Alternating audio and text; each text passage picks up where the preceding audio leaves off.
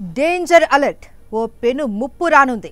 భూకంపం కాదు, సునామీ అంతకన్నా కాదు, కానీ వాటికి ఏ మాత్రం తీసిపోని మహాఘోరమది. ప్రాణ నష్టం ఉండదు, కానీ ప్రపంచాన్ని అల్లకల్లోలం చేసే వినాశనం అది.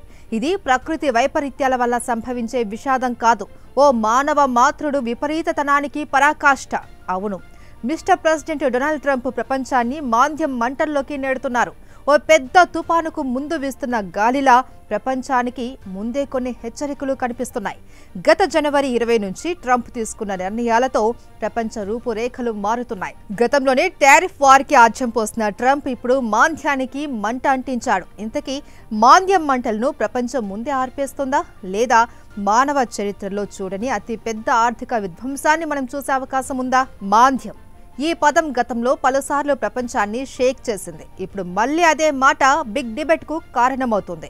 2008 ఆర్థిక మాంద్యం కారణంగా నాడు లక్షల ఉద్యోగాలు పోయాయి. అనేక కంపెనీలు తాళాలు వేసుకోవాల్సి వచ్చింది. ధరలు పెరిగిపోయాయి. ఆ దుస్థితి మళ్లీ ఇప్పుడు రానుందా అనే భయం ప్రజల్లో పెరిగిపోతుంది.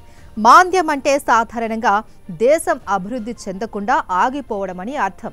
ఆ సమయంలో కంపెనీలు తమ ఉత్పత్తిని తగ్గిస్తాయి. ఆర్థిక వ్యవస్థ మొత్తం కూలిపోవడం ప్రారంభమవుతుంది. దీని ప్రభావం ఒక వ్యక్తిని, ఓ గ్రామాన్ని, ఓ దేశాన్ని కాదు, ప్రపంచాన్ని మొత్తం తాకే పరిస్థితి. మనం షాపుల్లో నిత్యావసరాలు కొనలేని పరిస్థితి ఉంటుంది. ఆఫీసుల్లో ఉద్యోగుల్ని తగ్గించేస్తారు. బ్యాంకుల్లో రుణాలు లభించడం కష్టమవుతుంది. ఇదంతా కలిసొచ్చే ప్రళయమే మాంద్యం. ఇప్పుడు మాంద్యాన్ని నిద్రలేపారు ట్రంప్.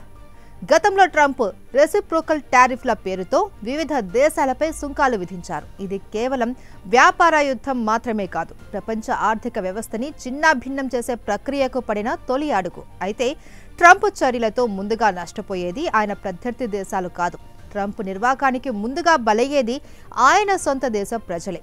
అవును, అమెరికాలోని ప్రజలే బాధపడే పరిస్థితులు రానున్నాయి. విదేశీ వస్తువులపై సుంకాలు పెరిగితే ఆ ఖర్చును భరించవలసింది ప్రజలే కదా. వస్తువుల ధరలు అమాంతం పెరిగితే ప్రజలు కూడా ఖర్చులు తగ్గిస్తారు. ఖర్చులు తగ్గితే మార్కెట్ నెమ్మదిస్తుంది. అప్పుడు కంపెనీలు నష్టాల బాట పడతాయి. దీంతో ఉద్యోగులు ఇంటికి వెళ్లిపోవలసిన దుస్థితి దాపురిస్తుంది. ఇలా ఆర్థిక వ్యవస్థ గాడి తప్పడం మొదలవుతుంది. ఆ వెంటనే అమెరికా మాంద్యంలోకి వెళ్తుంది. తర్వాత మిగిలిన దేశాలు అదే బాట పడతాయి. ఎందుకంటే ప్రపంచ ఆర్థిక వ్యవస్థలో అమెరికాదే కీలక పాత్ర. అక్కడి మార్కెట్ కదలికలు అనేక దేశాలపై ప్రభావం చూపిస్తాయి. ట్రంప్ టారిఫ్ యుద్ధం వల్ల ఎగుమతుల విషయంలో అమెరికాపై ఆధారపడే ఎగుమతి దేశాలు ముందుగా నష్టపోతాయి. అందులో చైనా, భారత్, మెక్సికో, వియత్నాం లాంటి దేశాలు ముందు వరుసలో ఉండొచ్చు. ముఖ్యంగా చైనాలో టెక్నాలజీ, ఎలక్ట్రానిక్స్, మిషనరీ రంగాలు భారీగా నష్టపోవచ్చు. అటు యూరోప్ దేశాల్లో తయారయ్యే విలాసవంతమైన వస్తువులపై కూడా డిమాండ్ తగ్గిపోతుంది. ఎక్కడ చూసినా ఉత్పత్తులు ఆగిపోతాయి. అంటే ట్రంప్ తీసుకున్న నిర్ణయాల కారణంగా అమెరికాలో ముందుగా మొదలయ్యే మంటలు సరిహద్దులు దాటి ప్రపంచాన్ని ఆవరిస్తాయి. అంటే ఒక్క అమెరికా తడబడితే చాలు, అంతర్జాతీయ ఆర్థిక వ్యవస్థ కుప్పకూలే ప్రమాదం ఉంది. ఇటు అమెరికాలో ఒక్క నిబంధన మారినా దాని ప్రభావం ఆసియా మార్కెట్లపై పడుతుంది. అక్కడ ఉత్పత్తి మందగిస్తే యూరోప్లో ఉపాధి తగ్గుతుంది. అక్కడ ఆదాయం పడిపోతే ఆఫ్రికాలోనూ మార్కెట్లు క్రాష్ అవుతాయి. ఈ చైన్ రియాక్షన్కు స్టార్టింగ్ పాయింట్గా ట్రంప్ రెసిప్రోకల్ టారిఫ్ల నిర్ణయం నిలిచింది అని చెప్పవచ్చు. ఈ లెక్కన చూస్తే ట్రంప్ నిర్ణయంతో అమెరికా మార్కెట్లో ఎగిసిన ఒక అల ఇప్పుడు ప్రపంచ ఆర్థిక సముద్రాన్ని కొల్లగొట్టే సునామీగా మారే ప్రమాదం ఉంది. ఈసారి ధ్వంసం రావచ్చు, కానీ అది బాంబులతో కాదు, బిల్లులతో, బ్లడ్తో కాదు, బ్రెడ్ ముక్కల కోసం తన్నుకునే క్యూ లైన్లతోనండి.